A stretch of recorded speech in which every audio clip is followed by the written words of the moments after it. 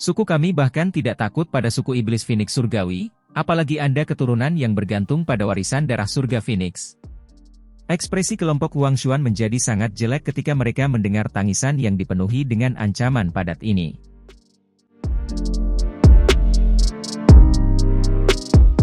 Semua orang dari suku iblis Phoenix saling memandang setelah melihat kelompok Xiao Yan menghilang ke garis celah spasial. Tak satu pun dari mereka berani membuka mulut untuk menghentikan kelompok Xiao Yan. Tetua Huang, apakah kita akan membiarkan mereka pergi dengan buah asal naga Phoenix? Pria berambut putih itu mengatupkan giginya dan berbicara dengan wajah yang sangat tidak mau. Apakah Anda punya solusi? Apakah Anda akan maju dan mempertaruhkan hidup Anda untuk bertarung dengan orang itu? Kemungkinan kita tidak akan bisa menyakitinya bahkan jika kita semua di sini akhirnya mati. Hati Huang Xuan saat ini dipenuhi dengan kemarahan. Seekor bebek yang telah mencapai mulutnya akhirnya terbang menjauh. Selain itu dengan keras memberinya 2 tamparan sebelum terbang menjauh. Bagaimana itu bisa membuatnya tenang? Tanpa diduga, gadis kecil itu sebenarnya dari suku naga Void kuno. Jika bukan karena dia, buah asal naga Phoenix itu akan berada di kantong suku iblis Phoenix saya. Feng Qing'er mengatupkan gigi peraknya dengan lembut dan berkata, lagi pula kali ini. Suku tersebut telah mengirim begitu banyak ahli. Jika kita akhirnya kembali dalam kegagalan. Huang Xuan menarik napas dalam-dalam beberapa kali. Kekuatan mereka telah menyebabkan dia tenang. Sesaat kemudian, tatapannya berubah. Dia tiba-tiba berbalik dan berjalan menuju koridor. Penatua Huang. Kelompok Feng Qing'er terkejut ketika mereka melihat ini. Ayo pergi, kita akan kembali ke penghalang spiritual binatang dan menggeser kerangka Phoenix surga kembali. Kita tidak bisa kembali dengan tangan kosong apapun yang terjadi. Dengan hal-hal ini, setidaknya kita bisa menutup mulut beberapa orang, terlepas dari apakah itu berguna. Ekspresi Huang Xuan suram.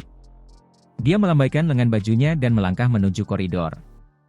Feng Qing dan yang lainnya di belakang hanya bisa mengikuti. Kerangka itu sudah mengalami bertahun-tahun yang tak terhitung jumlahnya. Itu sudah menjadi limbah. Itu mungkin tidak berguna bahkan jika mereka membawanya kembali. Hantu tua Zai Xing juga memiliki ekspresi gelap dan dingin saat dia melihat anggota suku iblis Phoenix pergi dengan cepat. Matanya menatap tempat di mana kelompok Xiao Yan menghilang dan berbicara dengan suara padat, Xiao Yan, tunggu saja. Kita akan segera bertemu lagi. Pada saat itu, kamu dan pavilion bintang jatuh akan hancur total. Hantu tua Zai Xing berhenti tinggal lebih lama lagi setelah suara ganasnya terdengar. Dia membalikkan tubuhnya dan bergegas menuju pintu keluar. Ruang di puncak gunung yang berjarak 50 km dari pegunungan Bone tiba-tiba berfluktuasi. Segera, garis retakan spasial hitam gelap tiba-tiba muncul. Banyak tokoh bergegas keluar dari dalamnya. Terima kasih Tetua Hei Qing atas bantuanmu. Xiao Yan menangkupkan tangannya ke arah pria besar yang kuat dan tertawa setelah mendaratkan kakinya di puncak gunung. Bukan apa-apa. Sebelum saya pergi, orang-orang tua dari suku tersebut telah menginstruksikan saya untuk berterima kasih karena telah merawat Zian selama tahun-tahun ini. Suku Naga Void kuno saya akan membalas budi ini kepada Anda jika kami memiliki kesempatan. Hei Qing melambaikan tangannya dan berkata, Tetua Hei Qing terlalu sopan.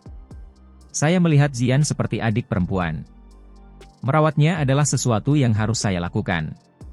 Xiao Yan berbicara dengan serius. Dia tidak menyadari bahwa itu yang terakhir akan memiliki status seperti itu ketika dia berkenalan dengan Zian saat itu. Saat itu, dia benar-benar merasa bahwa gadis ini imut dan sesuai dengan seleranya. Alasan inilah mengapa dia sangat merawatnya. Status gadis ini sedikit istimewa. Dia sangat penting bagi suku saya. Karena itu, tidak banyak yang terjadi padanya. Anda dapat dengan aman membawanya ke Central Plains dan mengizinkannya untuk menghubungi suku. Ini bisa dianggap sebagai bantuan besar bagi kami. Hei Qing melirik Zian di samping sebelum menggelengkan kepalanya dan berkata, Baiklah, saya tidak akan berbicara dengan Anda tentang cara ini. Hei Qing di sini dan Hei Qing di sana, bahkan saya merasa kesal.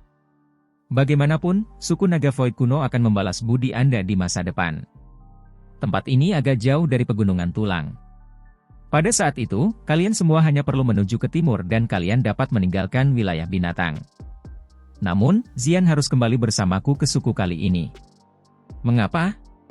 Saya tidak akan kembali. Tempat itu sama sekali tidak menyenangkan.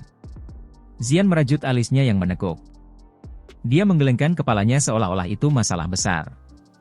Tidak ada gunanya memberitahuku ini. Kali ini, itu adalah perintah yang dikeluarkan oleh orang-orang tua itu. Mereka mengatakan bahwa Anda sudah cukup bersenang-senang. Kamu belum menyelesaikan warisan naga kuno. Kali ini, Anda harus menyelesaikan warisan sebelum Anda bisa keluar. Selain itu, Anda saat ini telah menemukan buah asal naga Phoenix. Kamu juga diperlukan untuk menangani hal ini. He Qing merentangkan tangannya dan berkata. Wajah kecil Xian dipenuhi dengan kepahitan dan juga keengganan. Dengan kekuatanmu saat ini, kamu hanya akan menjadi bebannya jika kamu mengikuti di samping Xiao Yan. Anda mungkin akhirnya membebani mereka sampai sesuatu yang tidak terduga terjadi suatu hari nanti. Ini bukan sesuatu yang kamu senang lihat, kan? He Qing tersenyum berkata. Setelah kamu menyelesaikan warisan, kekuatanmu pasti akan melonjak. Pada saat itu, tidak ada yang akan menghentikan Anda untuk keluar. Anda bisa datang dan menemukan kelompok Xiao Yan dan bahkan bisa benar-benar membantu mereka. Xian kaget saat mendengar ini. Dia segera menundukkan kepalanya dengan putus asa dan berkata, baiklah, kamu menang. Aku akan kembali bersamamu. Xiao Yan melirik He Qing. Orang ini mungkin tampak kasar tetapi dia juga cukup licik. Kata-katanya telah menyerang langsung di titik lemah Xian, menyebabkan dia tidak punya pilihan selain mencapai puncak. He Qing tampaknya telah merasakan pikiran Xiao Yan. Dia membuka mulutnya dan tersenyum padanya. Setelah itu, tatapannya beralih ke Xiong San dan berkata, orang ini juga harus pergi. Beruang naga kuno. Saat itu juga suku yang berafiliasi dengan naga Void kuno kita. Ikuti saya kembali dan Anda akan mendapatkan manfaat yang cukup besar. Hehe, aku akan mendengarkan perintah tetua He Qing. Xiong San menggosok kepalanya dan tertawa dengan cara yang konyol. Dia tidak dapat membentuk perlawanan di depan naga Void kuno yang matang. Kalau begitu, kita harus berpisah di sini. Xiao Yan menangkupkan kedua tangannya dan tersenyum berkata. Xian, kamu harus berlatih dengan benar. Xiao Yi mengusap kepala Xian dan tersenyum berkata. Yang terakhir hanya bisa menganggukkan kepalanya dengan putus asa. Sebelum saya pergi, saya harus mengingatkan Anda untuk berhati-hati dengan aula jiwa. Saat ini, kalian semua dapat dianggap bermusuhan dengan mereka. Anda harus lebih berhati-hati. Jangan biarkan dirimu mendarat di tangan mereka. He Qing mengangguk, ragu-ragu sejenak dan tiba-tiba berkata. Ayahku masih di tangan mereka. Aku harus menyelamatkannya apapun yang terjadi. Xiao Yan menjawab dengan lembut. He Qing terkejut. Dia segera mengangguk pelan dan berkata, dalam kasus ini, saya tidak akan mengatakan apa-apa lagi. Ucapkan selamat tinggal kita di sini. Setelah mengatakan ini, ruang di sekitar He Qing menjadi terdistorsi. Garis retakan spasial sekali lagi muncul. Ayo pergi. He Qing melambaikan tangannya, berbalik dan memasuki garis retak. Xiong San mengikuti dari belakang.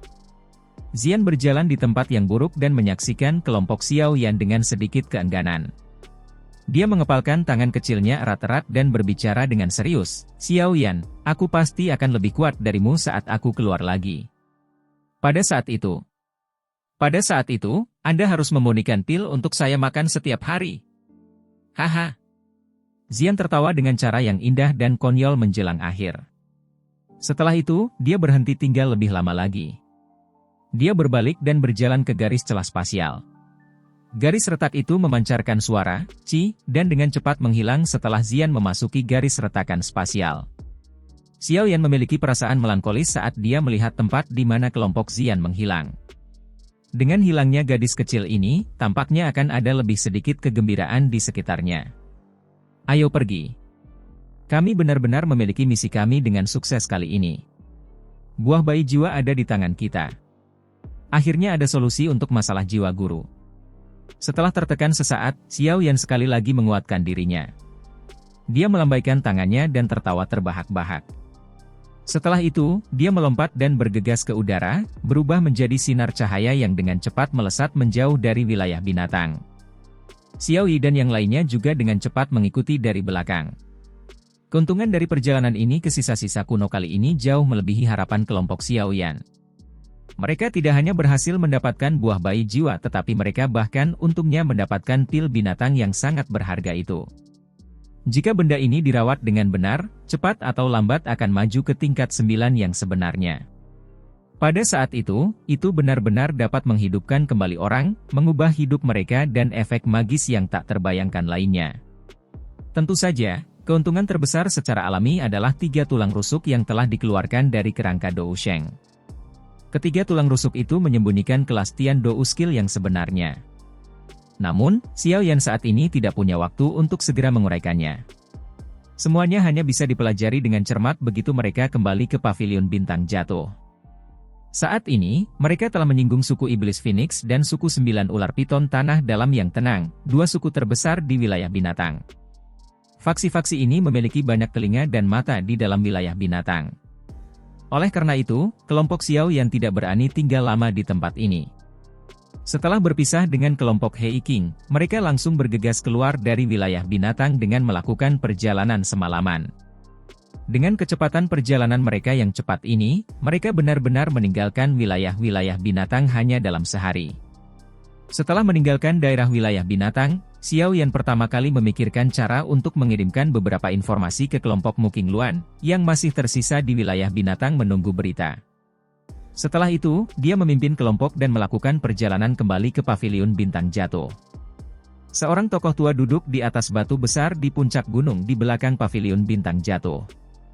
Sosok lelaki tua itu sedikit ilusi. Namun, ada tekanan spiritual yang luas dan kuat yang samar-samar menyebar darinya. Tidak ada orang lain di dalam pavilion bintang jatuh ini, selain Yao Lao, yang memiliki kekuatan spiritual yang begitu kuat.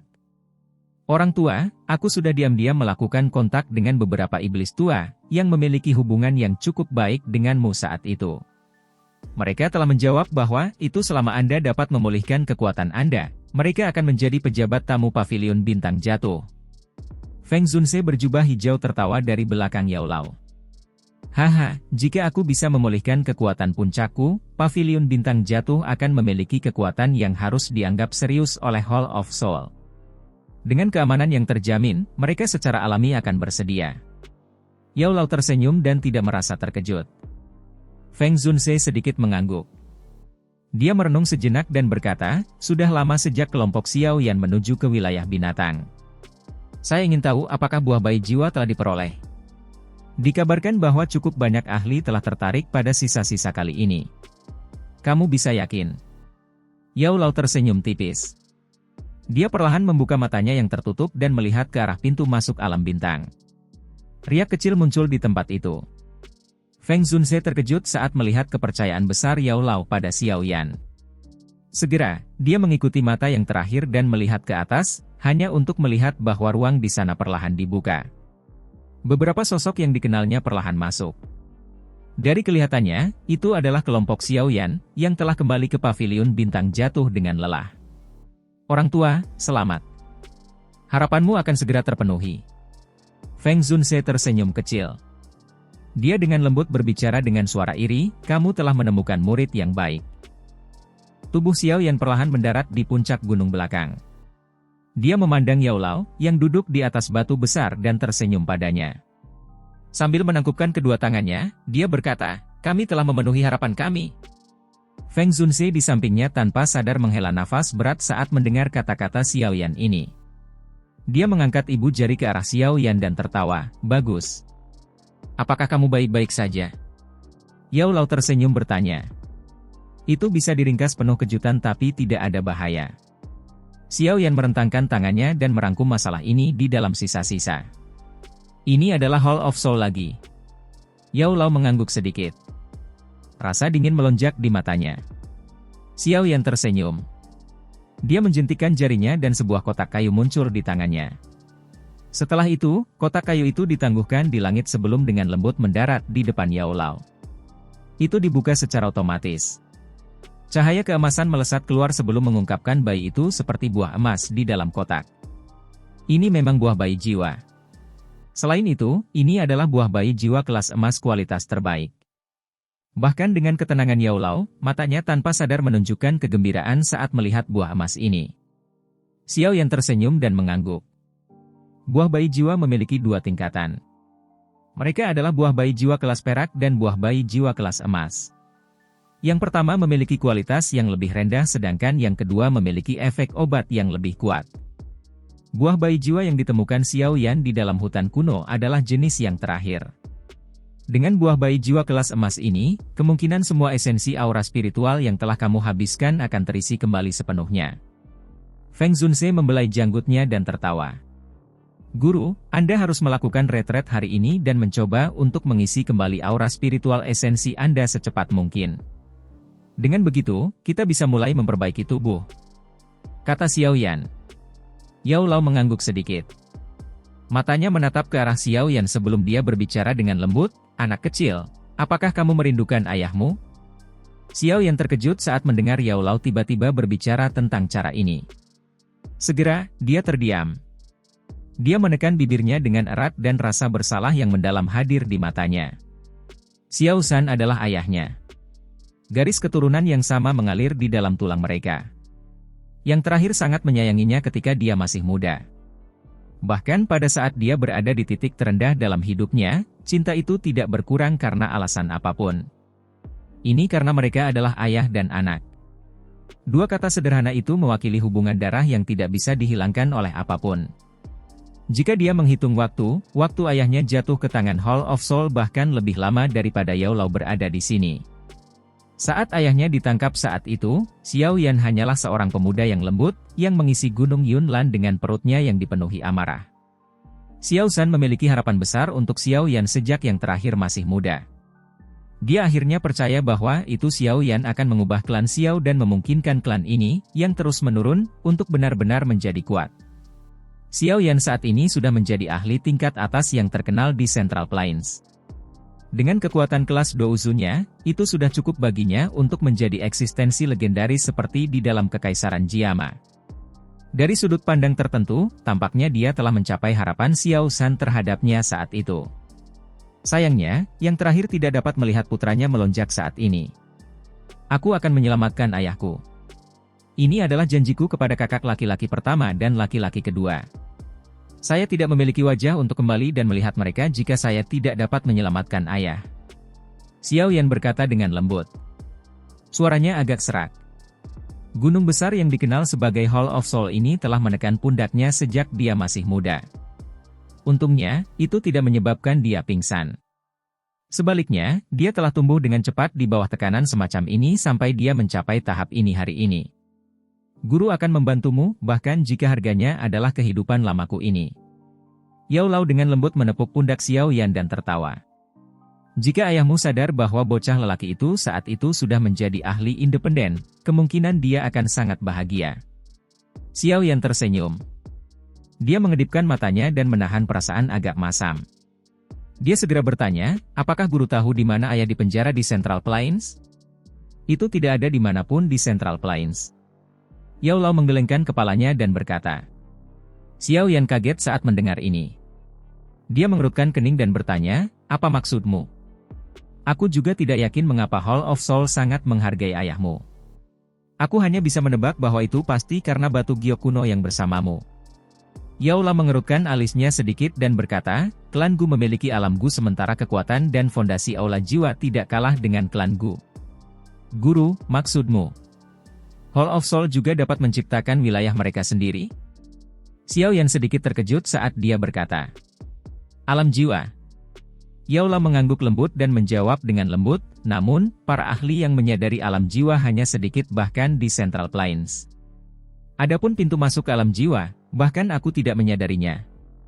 Ayahku telah dipenjara di alam jiwa. Xiao Yan menuntut dengan suara yang dalam. Iya. Tinju di bawah lengan Xiao Yan sedikit menegang. Jarinya dengan lembut menggosok cincin penyimpanannya. Sebuah batu giok kuno dengan aura kuno diam-diam muncul di tangannya. Batu giok Dewa Kuno Toushi, target dari Hall of Soul. Namun, tidak dapat merasakan apa gunanya benda ini setelah memilikinya selama bertahun-tahun. Selain ketika dia berlatih jauh di bawah menara Akademi Jianan saat itu ketika batu giok kuno ini menunjukkan beberapa aktivitas yang tidak biasa, itu tidak pernah muncul untuk kedua kalinya bahkan setelah bertahun-tahun. Faksi Hall of Soul sangat besar dan misterius. Berdasarkan penyelidikan saya, dikabarkan bahwa itu Hall of Soul memiliki nama lain sejak lama. Yao Lao menyipitkan matanya sedikit dan berkata dengan lembut. Klan Hun. Klan Hun? Tangan yang digunakan Xiao Yan untuk memegang batu giok kuno bergetar. Dia berkata, mungkinkah itu diturunkan dari zaman kuno seperti klan Gu? Saya tidak terlalu yakin tentang ini.